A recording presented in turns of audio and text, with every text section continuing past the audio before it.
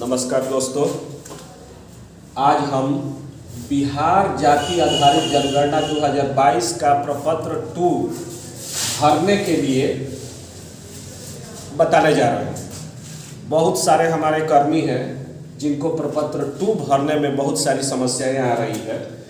समस्या मेन क्या है तो भवन संख्या और मकान संख्या में ही ज़्यादा समस्या आ रही है। बहुत लोग हमारे कर्मी लोग, बहुत लोगों का कॉल भी आया कि एक वीडियो बनाइए इस पर, तो आज हम इस पर वीडियो बनाने जा रहे हैं जो प्रपत्र 2 है। अब हम लोग देखेंगे कि बिहार जाति आधारित जनगणना 2022 में प्रपत्र यही है, प्रपत्र का नमूना। प्रपत्र में 1, 2, 3, 4, 5, 6, 7, 8, 9, 10 गो फॉर्मेट है। 10 गो चीज हम लोगों को एक परिवार से भरना है। तो इसको हम क्या करेंगे कि देखिए इधर क्रम संख्या लिखे हैं, क्रम संख्या लिख दिए हैं। यहाँ से 1, 001, 002 ये पहला परिवार हो गया, 002 दूसरा परिवार हो गया, 003, 004, 005, 006, 007, 008, 009, 010 ये क्रम संख्या होगी। क्रम तो 1, 2, 3 ऐसे ही बढ़ता जाएगा, ये तो सिंपल चीज है, ये सब लोग बढ़ा लेंगे। अब आगे हम आते हैं भवन संख्या पर। भवन संख्या और मकान संख्या। भवन संख्या क्या है और मकान संख्या क्या है? भवन संख्या उसको बोलेंगे जो एक बड़ा सा बिल्डिंग हो और उसमें 2-3 छोटा बिल्डिंग हो, उसको हम लोग भवन बोलेंगे। ठीक है। अब मकान का मतलब हुआ कि जो भवन के अंदर में छोटा जो बिल्डिंग है, छोटा जो निकास है, उसको हम लोग मकान बोलेंगे। उद्देश्य का मतलब होगा कि ये जो मकान यूज हो रहा है वो किसके लिए यूज हो रहा है? आवासीय के लिए हो रहा है, गैर आवासीय के लिए हो रहा है, कि उसमें पशुपालन हो रहा है, आदि सब है। परिवार संख्या है, यहाँ मुखिया का नाम है। मुखिया के नाम में हम डैश किए हैं, इसलिए डैश किए हैं कि मुखिया का नाम वहाँ जाने से हम लोगों को पता चलेगा कि इस परिवार के मुखिया का क्या नाम है। इसलिए मुखिया के नाम में हम लोग क्या कर दिए हैं, डैश कर दिए। हमको लगता है कि मुखिया का नाम भरने में किसी हमारे कर्मी को परेशानी नहीं होगी। अब आगे हम लोग आते हैं परिवार के कुल सदस्यों की संख्या। तो ये भी हमको वहीं पर पता चलेगा कि एक परिवार में कितने सदस्य हैं। तो एक परिवार में कितने सदस्य हैं वहीं पर पता चलेगा। ऐसे हम भर दिए हैं, जो सिंपल एक उदाहरण के तौर पर। परिवार का क्रम ये भी बताएंगे हम। आते हैं वहाँ पर दौरे की तिथि। दौरे की तिथि का मतलब हुआ कि वो किस डेट को हम वहाँ दौरा किए हैं, किस डेट को हम वहाँ क्या किए हैं, दौरा किए हैं। तो दौरे की तिथि को हम डैश कर दें, इसलिए कि दौरे की तिथि वहीं पर पता चलेगी। जिस डेट को आप दौरा कीजिएगा, जिस डेट को वहाँ इंस्पेक्शन कीजिएगा, जिस डेट को आप प्रपत्र भरिएगा, वही डेट यहाँ पर दिलाएगा। आगे है मुखिया, परिवार के मुखिया का हस्ताक्षर। तो जिस परिवार के मुखिया का यहाँ जो नाम लिखे हैं, हम परिवार के मुखिया का नाम यहाँ जो लिखे हैं, जिसका नाम लिखे हैं, उसी से यहाँ पर साइन करवाना है, सिग्नेचर करवाना है। तो ये भी हमको लगता है कि सबको जानकारी है, इसमें कहीं किसी प्रकार की कोई समस्या नहीं आनी चाहिए। इसलिए इसको हम डैश कर दिए हैं, इसको भी डैश कर दिए हैं। अब आगे आते हैं हम भवन संख्या, मकान संख्या, इसको हम बताने जा रहे हैं।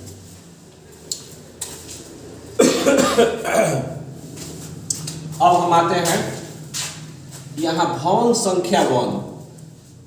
भवन संख्या 1 में जब हम गए तो वहाँ हम देख रहे हैं कि एक बहुत बड़ा बिल्डिंग है। बहुत बड़ा क्या है, बिल्डिंग है, जिसमें 3 निकास है। एक निकास यहाँ है, एक बीच में है और एक साइड में है। 3 परिवार रहता है एक बिल्डिंग में, भवन में, लेकिन उसका निकास तीनों का क्या है, अलग अलग है। देखिए यहाँ दर्शाया है, इसका निकास यहाँ 3 परिवार रहता है, एक परिवार यहाँ दर्शाया। भवन नंबर 1, 001। अब हम लोग यहाँ आते हैं प्रपत्र में, तो 0001 भवन 1 में चले गए। भवन 1 में गए तो इसमें हम अंदर जब गए तो देखे कि यहाँ 3 परिवार रहते हैं और तीनों का अलग अलग द्वार है। अलग अलग निकास द्वार है। तो हम लोग क्या करेंगे कि 001 लिखेंगे पहला निकास द्वार के लिए। ये मकान हो गया, ये एक अलग मकान हो गया, ये एक अलग मकान हो गया, ये एक अलग मकान हो गया, 3 मकान हो गया। इसलिए यहाँ हम लोग देखिए भवन तो 001 001 001 लिखे हैं भवन, और यहाँ मकान में देखिए क्या लिखे हैं 001 लिखे हैं, 002 लिखे हैं, 003 लिखे हैं। इसलिए लिखे हैं कि इस भवन में 3 गो निकास द्वार है, 3 गो क्या है मकान है, 3 गो मकान है, इसलिए हम लोग 3 गो दिए हैं। 001 दिए हैं, 002 दिए हैं, 003 दिए हैं। अब 001 में एक परिवार रहता है, कितना परिवार रहता है? एक, देखिए एक दर्शाया, इसलिए हम यहाँ आते हैं परिवार संख्या में, परिवार संख्या में 1 डाल दिए हैं, इसलिए कि एक परिवार रहता है तो 1 डालेंगे। मान लिया कि परिवार के कुल सदस्यों की संख्या कितनी है, तो मान लिया कि उस परिवार में 2 सदस्य हैं, तो यहाँ सदस्यों की संख्या 2 भर दिए हैं। ठीक है, परिवार का क्रम क्या हो जाएगा? तो 001 हो जाएगा। ठीक है, अब आते हैं हम भवन 1 में ही, और मकान संख्या किस में चले गए? 2 में। और मकान संख्या 2 में चले गए तो देखिए यहाँ 2 भरे हैं, इसमें परिवार की संख्या कितनी है? 1। मान लीजिए कि सदस्यों की संख्या इसमें भी कितनी है? तो 2 सदस्य रहते हैं मान लीजिए, इसका क्रम क्या हो जाएगा? तो 001 हो जाएगा। तो अब आते हैं भवन 001 में ही, अब किस मकान में चले गए? तीसरा मकान में हम चले गए, तो इसमें एक परिवार रहता है, मान लीजिए कि परिवार में सदस्यों की संख्या कितनी है? 6 है, इसका क्रम क्या हो जाएगा? 1। क्रम का मतलब यही हुआ कि कितना परिवार रहता है, कितना परिवार रहता है इस भवन में, इस मकान में। इस मकान में कितना परिवार रहता है? 1, इसलिए हम क्रम क्या लिखे हैं? 1। यहाँ आइए, इस मकान में कितना आदमी, कितना परिवार रहता है? 1, इसलिए हम क्रम 1 लिखे हैं। इस मकान में आएंगे, इसमें भी कितना परिवार रहता है? 1, इसलिए क्रम 1 लिखेंगे। अब आगे आते हैं भवन नंबर 2 में, 002। अगर आपको मान लीजिए कि बाहर दीवार पर लिखना है तो 6x6 का मतलब 6 इंच, 6 इंच लंबाई, 6 इंच चौड़ाई, 6 इंच, मतलब एक वर्ग बना देंगे। 6x6 का एक वर्ग बनाएंगे और इसमें लिखेंगे। मान लीजिए इसके लिए लिखना होगा तो हम लोग क्या करेंगे कि ऐसे लिख दिए, 6x6 लिख दिए। इस भवन नंबर कितना है? तो 001। अब इसमें कितना परिवार रहता है? 3, तो यहाँ लिखेंगे गौड़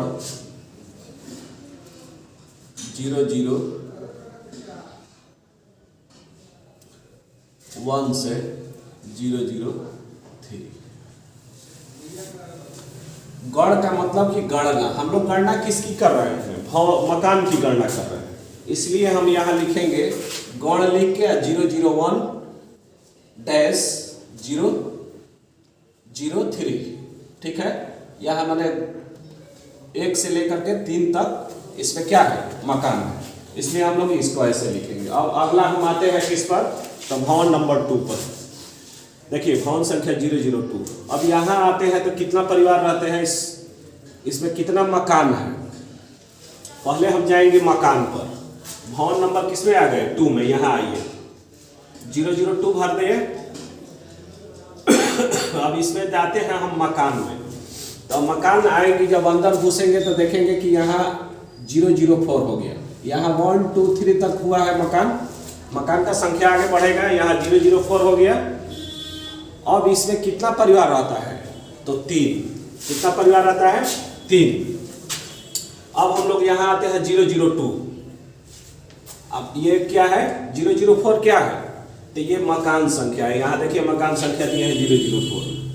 ठीक है, इसमें परिवार कितना रहता है? 004 में तो 3 परिवार रहता है, इसलिए 3 भर दिए हैं। देख लीजिए 3 परिवार है, 1 2 3, तीनों का चूल्हा अलग अलग जलता है, लेकिन इसका निकास क्या है? 1 है, इसलिए निकास 1 है, इसलिए ये मकान 1 हो गया। माने एक अलग मकान हो गया, 004 हो गया। इसको हम 3 मकान नहीं दिखाएंगे। बहुत लोग क्या कर रहे हैं हमारे कर्मी भाई कि इसको एक अलग मकान, इसको एक अलग मकान, इसको एक अलग मकान दिखा रहे हैं, लेकिन हमको ऐसे नहीं दिखाना है। हमको क्या करना है कि इसका निकास देखेंगे कि तीनों लोग एक ही निकास से आते जाते हैं, इसलिए ये मकान संख्या कितना हो गया, 004 हो गया। अब हम आते हैं 004 मकान संख्या में कितना परिवार था, 3 परिवार। मान लीजिए सदस्यों की संख्या कितना, तो 1। यहाँ आइए 002, ये भवन नंबर 2 है। 004 का मतलब हुआ कि यहाँ अभी है, किस मकान में है, तो 004 मकान में अभी चल रहे हैं। 004 मकान में है। अब इस परिवार के लिए लिख रहे हैं, तो इसमें मान लीजिए कि कितना परिवार आते हैं इस मकान में, तो 3, तो 3 लिख दिए। मान लीजिए कि सदस्यों की संख्या कितनी है, 2, तो सदस्यों की संख्या 2 लिख देंगे।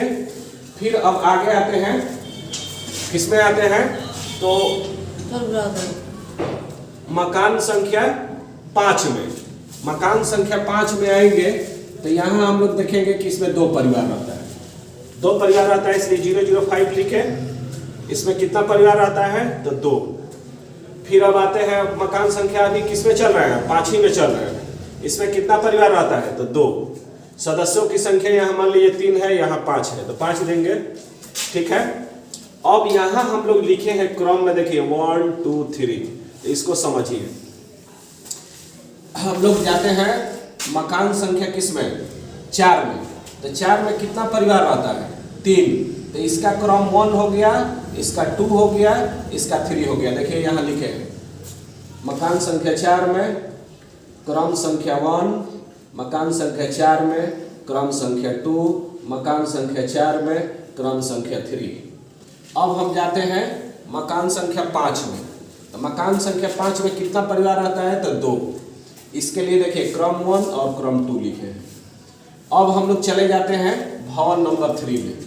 भवन नंबर 3 में जाएंगे तो मान लीजिए कि इसमें एक ही परिवार रहता है। कितना परिवार रहता है, 1, तो 1 रहता है, तो इसको हम भवन नंबर 003 देंगे।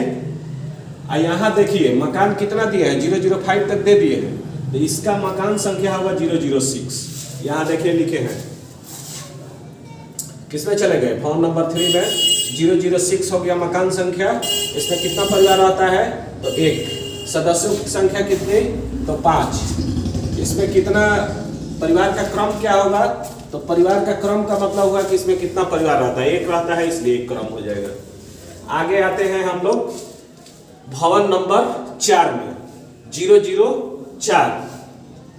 अब भवन नंबर 4 में आएंगे तो देखेंगे कि यहाँ हम लोग 6 तक दिए हैं, 6 तक दिए हैं। क्या दिए हैं, मकान संख्या 6 तक हो गया, तो यह मकान संख्या कितना हो जाएगा, 7, ठीक है। तो यहाँ देखिए मकान संख्या 7 लिखे। इसमें कितना परिवार आता है, तो 1। सदस्यों की संख्या कितनी है, 2। परिवार का क्रम कितना हो जाएगा, तो 1। क्रम का मतलब हुआ कि इसमें कितना परिवार रहता है, 1 रहता है, तो 1 देंगे। इसको अगर मान लीजिए कि हमको लिखना है 6/6 में, तो कैसे लिखेंगे, ऐसे बनाएंगे। इसमें लिखेंगे 002 और गौड़ में लिखेंगे 004 005। इसके लिए गौड़ क्या लिखेंगे, 6/6 बनाएंगे और इसमें लिखेंगे 003। भवन संख्या हो गया 003। इसके बाद यहाँ गौड़ लिखेंगे 006।